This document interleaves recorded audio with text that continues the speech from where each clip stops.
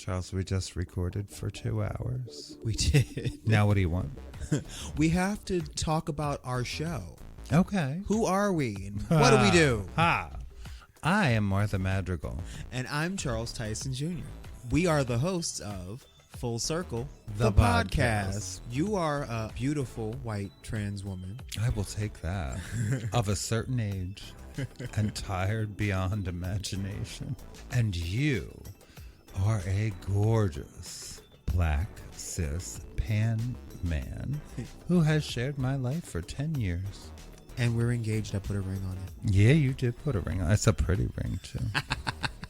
Now we have a podcast. Yeah, there's not much we don't talk about here. It's true. We talk about LGBTQ issues, headlines of the day. We talk about fun things too, like movies and music and television and pop culture. Mm-hmm. And we talk about what it is to be black in America and what it is to be trans in America and how those things intersect and collide. And child, it gets interesting. And you can check us out every Tuesday wherever you get your podcasts. Because once again, we're Charles Tyson Jr. and Martha Madrigal, and this is Full Circle, the podcast. Are we done now? I think so. Okay. You only give him a little spark of madness. Followed Mr. Carpenter. What he saw couldn't have been a dream. It was too real. But it couldn't have been true either. It was too deliciously frightful. Trying to catch yesterday. Old times are only good when you've had them. Night after night, all alone. Daddy's all pent up. Let's freak. Third irrational thought. Everyone in this room is now dumber for having listened to it. Welcome to Film Spark Podcast. I'm Billy Jospeh Jr. and I'm so happy to be guest hosting for Ebony today. I'll start with a disclaimer that I'm neither a podcaster, although I try to play one on the internet, nor am a film reviewer. Instead, I usually refer to myself as a jack of all trades, and you know what that means, master of none. With that said, get ready to talk a little about one of my favorite films, James Cameron's The Abyss. I've been considering doing one of these guest spots since Ebony first introduced the concept several months ago, but I never could settle on a film. In a recent discussion online with her and others, I discovered that she, for one, has never seen the movie. Because of my personal connections to the film, I just made the assumption in my head that everyone's seen it. Realizing this, I'll try not to give away any spoilers that may ruin the film for you, because I know that after today, you're going to rush out and give it a view. The story behind the development and filming of The Abyss may be as interesting as the actual movie itself. James Cameron himself did a documentary that is readily available online about just how grueling the entire project was on the cast and crew, even though he was the cause of a lot of that. Many film reviewers have tackled the topic in a lot greater detail than I would ever attempt to do so. So if you find out that you are interested in this after listening, then be sure to dig a little bit deeper. It's very unlikely that I'm going to share any new information here today, other than the personal stories that I have associated with the film. But if I say anything incorrect, then you'll get over it. Just kidding. If that's the case, feel free to straighten me out in one of the Film Spark social media outlets' comments channels. I specifically chose today to do this recording because I had the privilege of touring what's remaining of the film set earlier this morning. The Abyss was filmed at the abandoned Cherokee Nuclear Power Station in South Carolina. Construction of the power plant started in 1970, about 2 miles, as the crow flies, from the house I grew up in on my grandfather's farm. Part of his and many other people's property were purchased to build a new highway and railroad line to the facility. I can recall the construction of both, as the highway and railroad ran directly across my backyard. This was pretty exciting to see happen, although it did forever change the landscape of our isolated community. By the mid-1980s, the highway and rail line were complete and became the playground of my neighbors and I, who were mostly my cousins. We had the goal, inspired heavily by the Goonies and Stand By Me and other movies, to walk the rail line to the power plant. Many times we started this journey only to have to turn around because we would run out of daylight, or a storm would pop up, or we would just come across some wild animal. Sometimes that was real, sometimes we just made up with our imaginations. We were fearful they might attack us, so only a few times did we actually make it to the chain-linked gate that led into the site.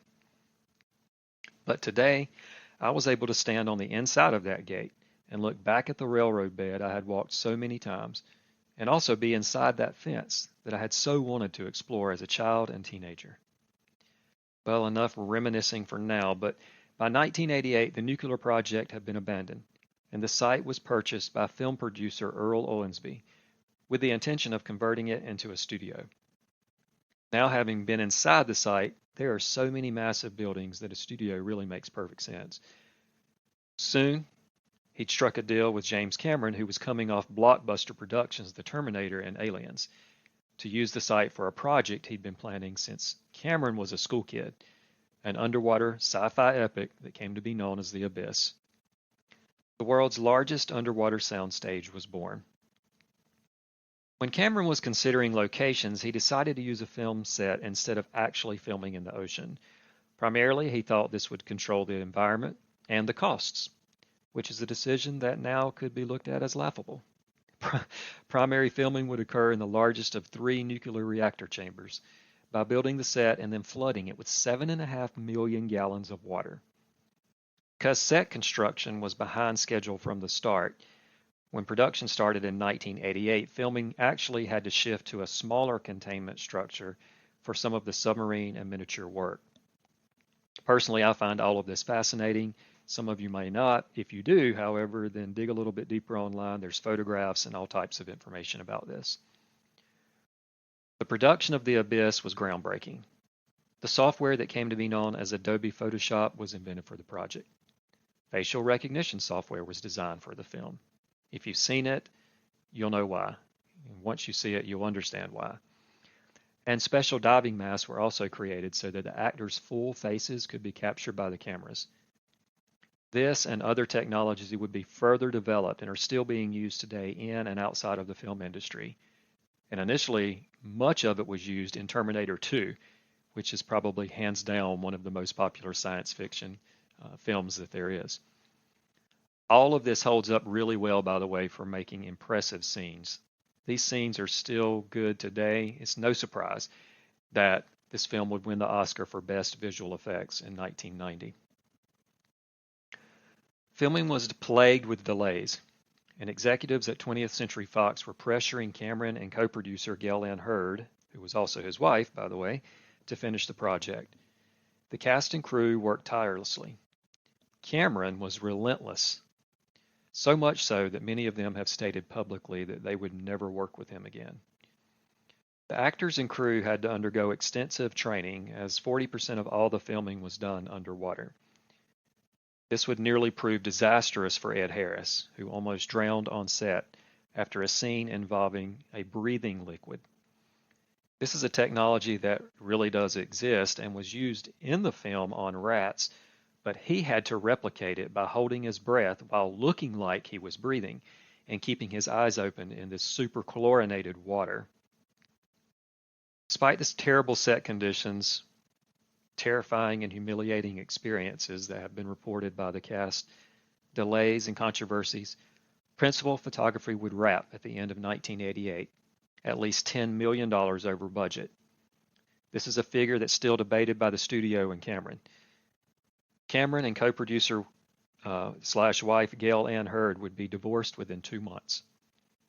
The film was scheduled to be released on July 4th, 1989, but there were several delays in post-production, including studio executives deciding that the film's runtime of over 2 hours was too long.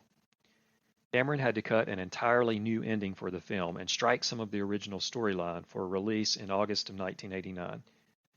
The film would ultimately go on to earn nearly $90 million worldwide, despite plenty of negative reviews, mostly focused on the film's production.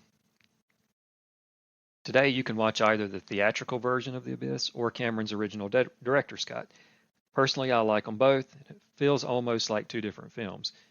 If you have a favorite version, be sure to let Ebony know on one of her many social media channels. Before I go, if I may, I'd like to add that this movie and the excitement around the fact that it was filming practically in my backyard left a huge impression on me as a teenager and inspired a love for writing, science fiction, and filmmaking in general. It's led me to aspire to writing and acting. Currently, I'm writing a novel, possibly a screenplay, about a group of kids who journey along the railroad track behind their house to find what is at the end of the line. Will it be a nuclear power plant?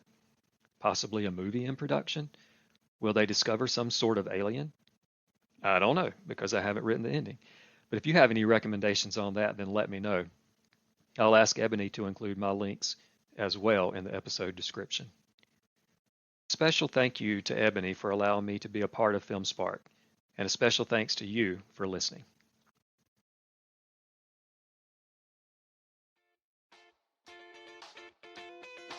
You were just listening to the FilmSpark podcast. For all your film needs and more.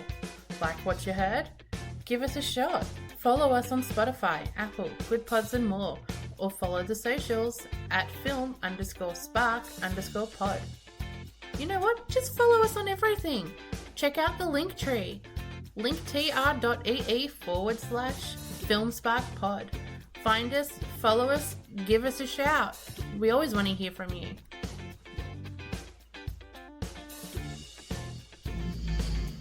You're still here? It's over. Go home.